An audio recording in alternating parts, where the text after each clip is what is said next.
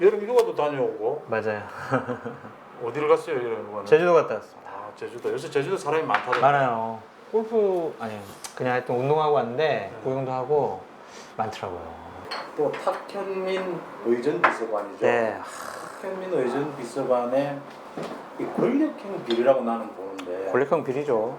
이 각종의 행사 기획 업체를 선정하는 데 있어서 자기 마음대로 한 것 같아요. 노바운더리 그 회사가 마음대로 없이 했네. 자기가 함께 일했던 데리고 있었던 그런 직원들이 나가서 차린 회사에 청와대 행사, 정부의 행사 22개를 밀어줬다는 거예요.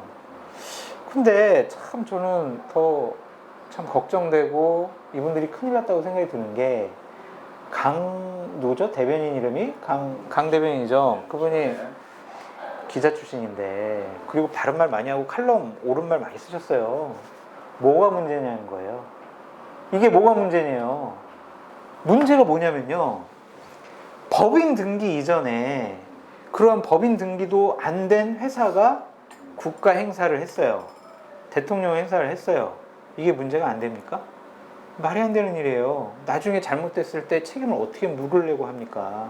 이것은 오로지 탁현민을 보고 한 행사다라는 생각이 들어요. 그래서 제가 한 방송에 나가 그랬어요.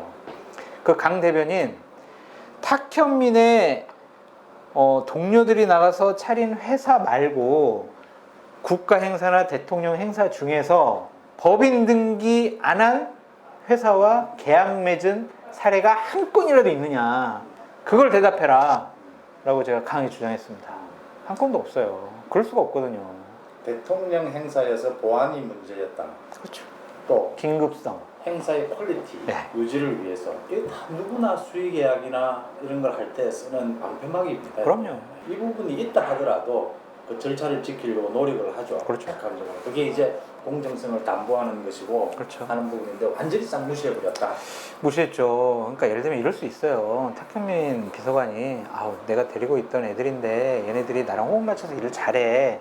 그러니까 좀 기회를 줬으면 좋겠어. 얘네들에게도 공정한 기회를 좀 줘. 이랬으면 누가 뭐라고 그래요.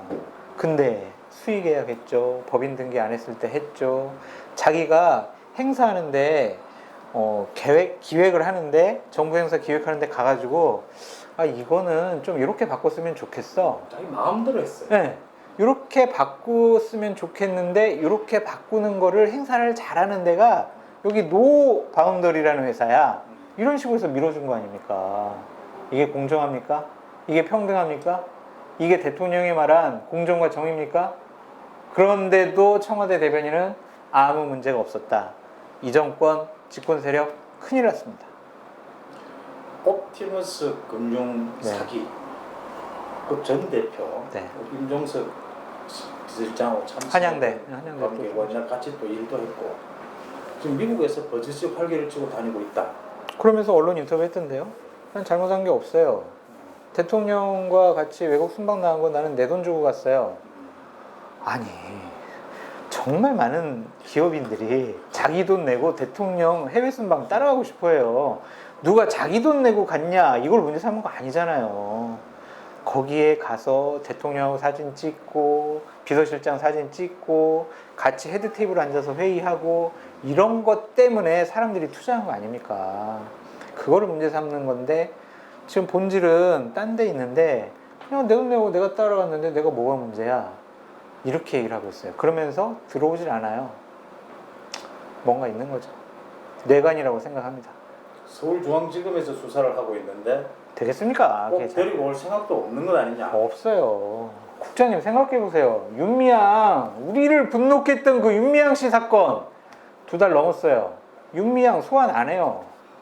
이거 과연 이 정부, 이 정권이 권력형 비리, 자기네 편 이런 사람들의 부정과 비리에 대해서 조사할 의지가 있느냐? 없어 보여요. 또 서울중앙지검은 또 추미애 장관이 완전 꼬봉 아니에요. 솔직히. 이정민 지검장. 네, 그러니까 저는 제일 분노하는 게 그겁니다. 도덕과 규범, 가치 이것이요 이중잣대예요. 우리 편에는 한없이 관대해요. 근데 상대방에게는 너무나 엄격해요. 반대가 돼야 되는 거 아닙니까? 집권을 한 세력, 나라를 운영하는 사람들, 국가를 운영하는 무한한 책임이 있잖아요. 그 책임을 자신들의 사적 영역의 이익을 강화하는 데 이용을 하고 있다. 이거 나라 큰일 났어요. 이제 권력형 비리가 터져 나온다. 터져 나왔죠 이미. 총선 이후에 문재인 정부 전체적으로 바닥을 모를 정도로 꺼져간다. 오만이 이제 극도로 이르렀다. 자, 이걸 제대로 국민의 여론에 반영을 시키고 제대로 견제를 하려면 야당이 이제 제 몫을 해야 되는데 야당이 아직까지도 뚜렷한 대권 주자, 그럼요. 내년 보궐선거 준비, 김종인 대표는 여러 가지 얘기를 합니다만 아직도 좀 부족해요. 없어요. 그러니까 국민의 눈길을 확 끌 수 있는 그런 지도자가 없잖아요. 이쪽이 제대로 해줘야 이것들이 균형을 맞추는 거거든요. 근데 그렇더라도 좀 민주당에서 지지를 처리하고 좀 중도로 이렇게 옮길만 한데 아직도 국민들께서는 그 통합당 리더를 박근혜 최순실 때보단 아직도 그래도 문재인이 나. 신뢰를 못하겠다. 저기도 네. 뭐 별것 있나 이렇게 보는데 그렇죠. 지금 통합당은 이제 거의 다 바뀌었어요. 완전히. 바뀌었어요. 사람도 다 바뀌었고. 네. 근데 이제 부족한 게 있죠. 지도자. 마음을 둘 곳이 있어야 될 거 아니에요. 그렇죠.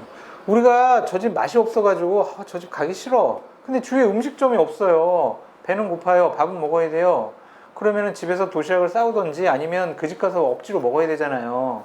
옆에 가까운 곳에 정말 제대로 된 주방장을 모셔다가 맛있는 음식점을 차려놔야 사람들이 올 거 아닙니까? 그렇죠.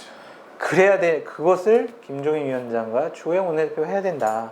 그렇게 말씀드려요. 빨리 대선 주자도 그렇고 이제 보궐선거를 겨냥한 사람들도 그렇고 빨리 나서야 된다. 네. 그러니까 한시라도 빨리 지도자가 나서서 떠야 돼요. 국민들의 어떤 말씀하신 신뢰를 빨리 받도록 그럼요. 해야 된다. 그렇죠. 이런 생각들이죠. 그렇죠. 주로 새로운 인물 자꾸 얘기하는데 혹시 밖에 있는 사람이라도 영입해야죠. 스카우트 해야죠. 너는 우리랑 같은 길을 걸어오지 않고 우리는 한식집인데 너는 지금 일식집을 하고 있잖아. 그래서 너는 안 돼. 라고 하면 안 되죠. 퓨전 한식을 만들면 되죠. 그렇게 좀 마음을 터놓고 해서 인재를 영입을 해야 된다. 그것이 바로 김종인 대표의 역할이다라는 생각이 들어요. 자, 과감하게 새로운 얼굴, 네. 새로운 주방장 어떤 분들이 있어요? 김동연이 있죠. 지금 김동연이 유쾌한 반란이라는 재단을 지금 만들어가지고 전국 다니면서 지금 되게 유쾌하게 강연을 하고 다녀요. 이번에 어쨌든 민주당의 영입제를 거절했잖아요. 대통령의 꿈이 있다는 거예요. 그런 분. 그 다음에 어쩔 수 없이 핍박을 받고 있는 윤석열. 그리고 국민들이 가장 고마워하고 지금 애틋해하는 정은경 질병관리본부장. 그리고 국민들의 생명을 살리기 위해서 많은 어려움이 있었지만 노력을 많이 하고 했던 이국정 교수. 이런 분들이 그냥 모여야 된다는 생각이 들어요. 그래서 그분들이 깃발을 들고 나라 경제 어렵죠. 여러분들 제가 여러분들 보필 하겠습니다. 국민 여러분을 제가 제대로 보필하겠습니다. 라고 외치면서 좀 나오면 어느 정도 국민들께서 마음을 줄 곳이 생기지 않을까. 그게 좀 와야 될 것 같아요. 이제. 원희룡도 열심히는 뛰고 있고 제일 적극적이에요. 눈썹하고 이렇게 조금 고치고 나니까 되게 이뻐졌던데요? 깔끔해지고 보셨죠? 멋있었어요. 이뻐졌어요. 젊어지고 이뻐졌어요. 그래서 저도 한번 해볼까. 또